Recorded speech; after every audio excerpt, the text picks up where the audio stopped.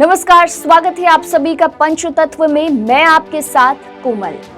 पिछले वीडियो में हमने आपको पूर्व सांसद आनंद मोहन के बारे में बताया था, जो आजाद भारत के पहले सांसद थे जिन्हें फांसी की सजा हुई। हालांकि बाद में उसे उम्र कैद में बदल दिया गया। अब इस वीडियो में हम बात करेंगे दूसरे सांसद की, जिसे उम्र कैद की सजा हुई। इस सांसद का भी ताल्लुक बिहार से ही रहा है। हम बात कर रहे हैं सिवान लोकसभा सीट से राजद के सांसद रहे मोहम्मद शहाबुद्दीन की।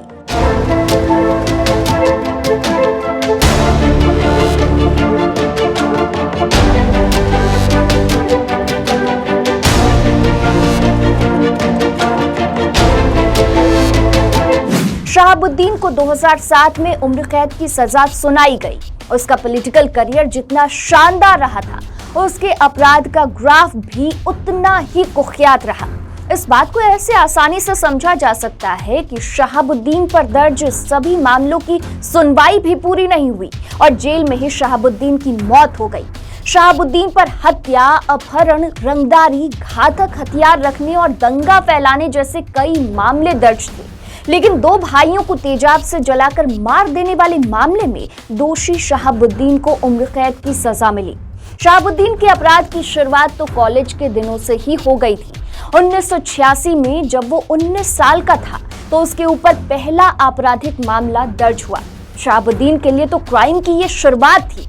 इसके बाद तो वो एक के बाद एक खौफनाक वारदातों को अंजाम देता रहा।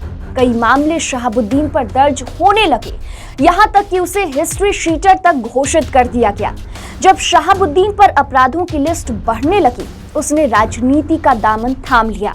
1985 चुनाव में जर्सी सीट से शहाबुद्दीन ने निर्दलीय चुनाव लड़ा और जीत हासिल की। बस क्या था, शुरुआत हो चुकी थी एक अपराधी की राजनीति से जुड़ने की। इसके बाद तो क्राइम के साथ साथ राजनीति में भी शहाबुद्दीन का ग्राफ बढ़ता चला गया। सिवान का ये डॉन धीरे धीरे पूरे बिहार में फेमस होने लगा। शहाबुद्दीन का इतना डर था कि उसके खिलाफ कोई कुछ भी बोलने से बचता था। इसी दौरान शहाबुद्दीन लालू यादव के करीब आया। लालू यादव को भी जरूरत थी एक दबंग आदमी की और शहाबुद्दीन को एक बड़ी पार्टी के प्लेटफॉर्म की जरूरत थी। बस यहीं से एक नए युग की शुरुआत हुई। 1991 लोकसभा चुनाव में जनता दल को बड़ी जीत मिली। इस लोकसभा चुनाव में शहाबुद्दीन ने अपने बाहुबल से तो लालू यादव का साथ दिया ही साथ मुस्लिम वोटर्स को भी लुभाने में अहम भूमिका निभाई। अब बिहार में जनता दल की सरकार बन चुकी थी, तो वहीं सिवान में शहाबुद्दीन की सरकार चलती थी। सिवान के लोगों ने शहाबुद्दीन को साहिब नाम दिया था। मीडिया रिपोर्ट्स के मुताबिक सिवान में शहाबुद्दीन की पैरेलल सरकार चलती थी। लोगों के लड़ाई झगड़े निपटाने हो या घरेलू विवाद, भूमि का बंटवारा करना हो या उससे जुड़ा कोई भी विवाद, सिवान में पुलिस या प्रशासन का कोई रोल नहीं था। वहां सिर्फ और सिर्फ शहाबुद्दीन का राज चलता था और लोग भी उसे साहिब के नाम से बुलाते थे। ऐसा कई मीडिया रिपोर्ट्स में दावा किया गया है। मोहम्मद शहाबुद्दीन का खौफ तो पहले ही था, लेकिन अब तो जैसे शहाबुद्दीन की ताकत कई गुना बढ़ गई थी। शहाबुद्दीन ने 1995 में जनता दल की सीट पर विधानसभा चुनाव लड़ा और जीत हासिल की। इसके तुरंत बाद 1996 में शहाबुद्दीन को लोकसभा का टिकट दे दिया गया और पहली बार सिवान का साहिब संसद तक पहुंचा। 1997 में आरजेडी बनी और लालू यादव की सरकार आई तो शहाबुद्दीन का कद और बढ़ गया और साथ ही साथ बढ़ गई गुंडागर्दी। 1999 में बिहार के वामपंथी नेता छोटे शुक्ला का अपहरण होता है और फिर हत्या हो जाती है। इस अपहरण और हत्या का आरोप शहाबुद्दीन पर लगता है। 2004 लोकसभा चुनाव के कुछ महीने पहले कोर्ट के ऑर्डर के बाद शहाबुद्दीन को गिरफ्तार किया गया था। उसे सिवान जेल में रखा गया था। जेल से भी उसकी राजनीति वैसे ही चलती रही। कुछ दिनों बाद ही शहाबुद्दीन मेडिकल के नाम पर खुद को अस्पताल में शिफ्ट करवा लिया और वहीं से चुनाव लड़ा। अस्पताल में एक पूरा वार्ड शहाबुद्दीन को दे दिया गया था और वो वहीं पर नेताओं से मिलता, चुनाव की रणनीति बनाता। चुनाव के कुछ दिन पहले कोर्ट के आदेश के बाद एक बार फिर से शहाबुद्दीन को जेल लौटना पड़ा। 2004 के चुनाव हुए। शहाबुद्दीन पर 500 से ज्यादा बूथ लूटने के आरोप लगे। उस सीट पर एक बार फिर से चुनाव करवाया गया। जेडीयू के ओम प्रकाश ने उसे कड़ी टक्कर दी, लेकिन दूसरी बार भी जीत शहाबुद्दीन को ही मिली। चुनाव जीतने के बाद तो वहां पर शहाबुद्दीन का कहर ऐसा बरपा कि कई जेडीयू कार्यकर्ताओं की हत्याएं हो गई।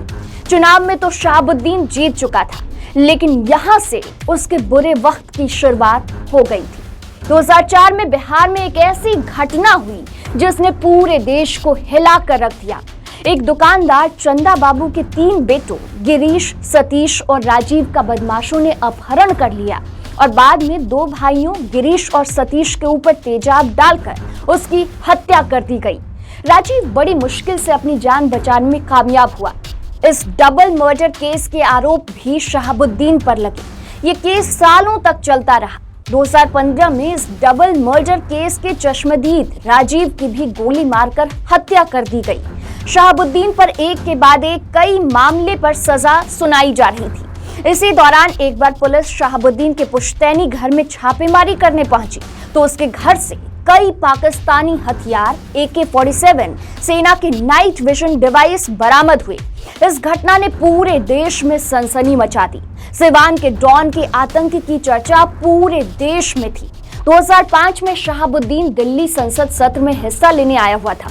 बिहार पुलिस ने उसे दिल्ली से ही गिरफ्तार कर लिया। हत्या, अपहरण, बमबारी, अवैध हथियार रखने और जबरन वसूली करने जैसे कई मामले शहाबुद्दीन पर दर्ज हो चुके थे।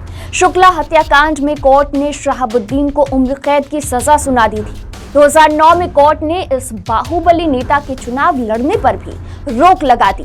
शहाबुद्दीन ने अपनी पत्नी हिना शहाब को चुनाव लड़वाया, लेकिन हिना को इस चुनाव में हार का सामना करना पड़ा। 2014 में भी उन्होंने चुनाव लड़ा, लेकिन दूसरी बार भी वो जीत नहीं पाई। इसी बीच डबल मर्डर केस में सुप्रीम कोर्ट ने शहाबुद्दीन की उम्र कैद की सजा को बरकरार रखा। उसे दिल्ली की तिहाड़ जेल में डाला गया। कोविड के दौरान भी मोहम्मद शहाबुद्दीन तिहाड़ जेल में ही था। कोविड की वजह से ही उसकी तबीयत काफी बिगड़ गई। उसे प्राइवेट हॉस्पिटल में भर्ती करवाया गया, लेकिन वहां उसकी मौत हो गई। बिहार का ये खतरनाक बाहुबली, जो किसी से ना हारने का दम भरता था, मौत के सामने हार चुका था। तो ये थी दूसरे सांसद की कहानी जिसे उम्र कैद की सजा हुई। अब हम अगले वीडियो में बात करेंगे तीसरे सांसद की जिसे उम्र कैद की सजा हुई और उनका ताल्लुक भी बिहार से ही रहा है। तो अब तक हमारे चैनल को आपने सब्सक्राइब नहीं किया है तो सब्सक्राइब कर लें। वीडियो अगर आप फेसबुक पर देख रहे हैं तो हमारे फेसबुक पेज को लाइक फॉलो कर लें।